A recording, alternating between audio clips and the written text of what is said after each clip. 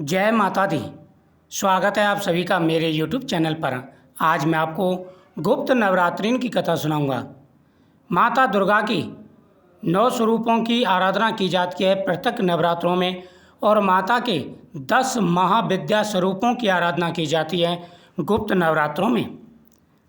गुप्त नवरात्रि के दौरान माँ काली, तारा देवी, त्रिपुर सुंदरी, भुवनेश्वरी, माता छिन्नमस्तका, त्रिपुर भैरवी, माँ धूमावती, माता बगलामुखी, मातंगी और कमला देवी की पूजा आराधना की जाती है।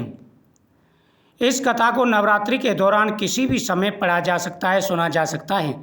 विशेषकर प्रथम दिन इसका वाचन एवं श्रवण किया जाता है और माता के जब तक गुप्त नवरात्रि चलें प्रतिदिन इस कथाओं का श्रवण कर सकते हैं। इस कथा के अनुसार एक समय ऋषि श्रृंगी भक्तजनों को दर्शन दे रहे थे।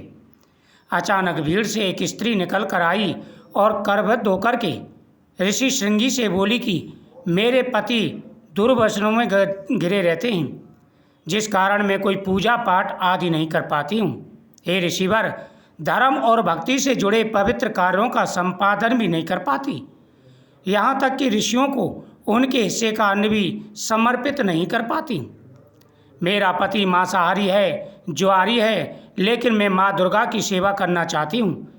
उनकी भक्ति साधना से अपने परिवार और परिजनों के जीवन को सफल बनाना चाहती हूँ।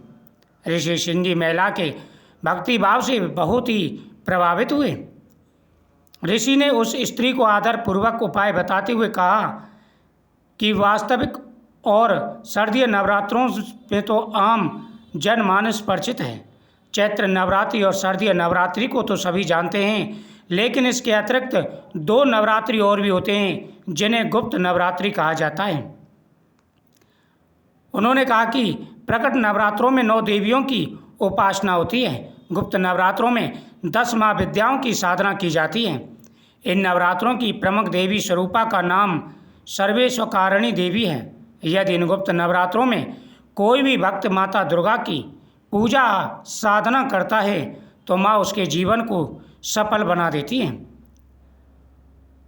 श्रृंगी ऋषि ने आगे कहा कि लोभी, कामी, व्यसनी, मांसाहारी अथवा पूजा पाठ न कर सकने वाला भी यदि गुप्त नवरात्रों में माता की पूजा करता है तो उसे जीवन में कुछ और करने की आवश्यकता नहीं रहती। उस स्त्री ने ऋषि श्रृंगी के वचनों पर पूर्ण श्रद्धा करते हुए गुप्त नवरात्रि की पूजा की। माँ उस पर प्रसन्न हुई और उस स्त्री के जीवन में परिवर्तन आने लगा। उसके घर में सुख शांति आ गई। पति जो गलत रास्ते पर था सही मार्ग पर आ गया। गुप्त नवरात्रि की माता की आराधना से उसके जीवन को बदल दिया। उसके जीवन में जो कष्ट थे, जो उसके जीवन में परेशानियां थी, धीरे धीरे सारी परेशानियां दूर होने लगीं। गुप्त नवरात्रि का विशेष महत्व है। यह नवरात्रि मंत्र, तंत्र साधना, रहस्यमय सिद्धियों और माँ दुर्गा की गुप्त साधना के लिए होता है। यह आषाढ़ मास और माघ मास में आती हैं। पुराणों में इनका विशेष उल्लेख मिलता है। बहुत प्राचीन समय की बात है। भारतवर्ष में राजा वीर केतु नामक एक अत्यंत ही धर्मात्मा परंतु संतानहीन राजा राज्य करता था। राजा धर्मात्मा था, प्रजा का अच्छी तरह से पालन करता था, धर्म कर्म के कार्यों को करता था, लेकिन दुर्भाग्य से उसके कोई संतान नहीं थी। राजा को यही बड़ा कष्ट था। राजा की संतान न होने के कारण बड़ा दुखी था।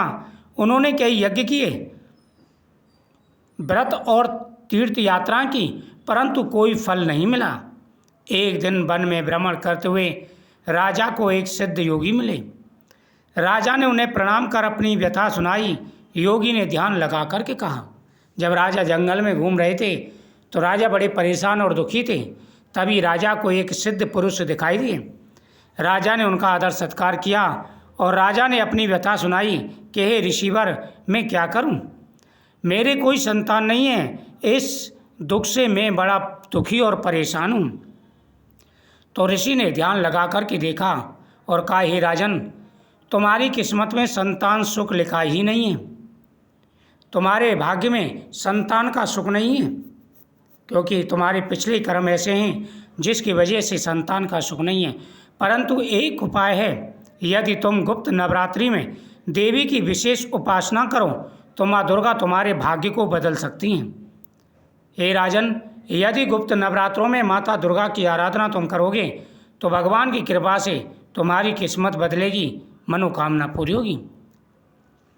राजा ने हाथ जोड़ करके पूछा, हे गुरुदेव, गुप्त नवरात्रि क्या है और इसकी पूजा कैसे होती है?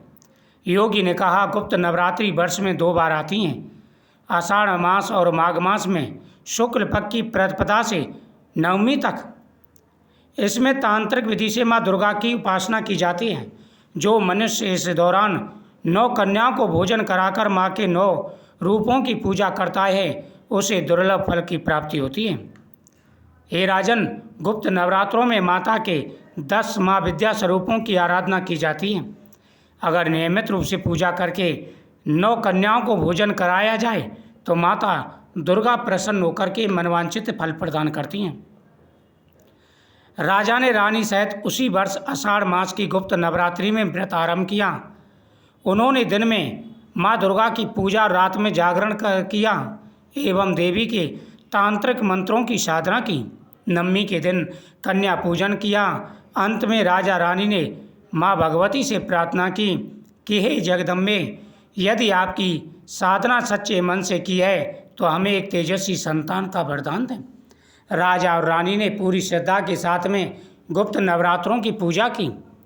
गुप्त नवरात्रों में राजा रानी ने विधिवत पूजा की और माता जगदम्बा से प्रार्थना की कि हे मातेश्वरी, हे माता जगदम्बा, हमारे ऊपर अपनी कृपा करें। यदि हमने सच्चे मन से आपकी पूजा की है तो कृपा करके हमें आशीर्वाद दें और हमें एक तेजस्वी संतान का आशीर्वाद दें। तभी वहाँ एक दिव्य प्रकाश हुआ और माँ प्रकट होकर के उन्होंने कहा, हे राजन, तुम्हारी श्रद्धा से मैं प्रसन्न हुई। तुम्हें एक तेजस्वी पुत्र की प्राप्ति होगी जो धर्म, ज्ञान और पराक्रम में महान होगा। कुछ महीने बाद रानी ने एक पुत्र को जन्म दिया जिसका नाम सत्यकेतु रखा गया। वह बड़ा होकर के एक महान राजा और भक्त हुआ। राजा वीर केतु ने माँ दुर्गा की कृपा से जीवन के अंत तक राज्य किया। यह कथा हमें सिखाती है कि सच्चे मन से की गई भक्ति और तपस्या कभी व्यर्थ नहीं जाती। गुप्त नवरात्रि में साधकों के लिए सिद्धि, भक्ति और मोक्ष का द्वार है। यह काल विशेष रूप से गुप्त शक्तियाँ, तांत्रिक साधना, मनोकामना पूर्ति और कठिन समस्याओं से मुक्ति हेतु अत्यंत ही प्रभावशाली है। गुप्त नवरात्रों में माता की पूजा करने से हर मनोकामना पूरी हो जाती है।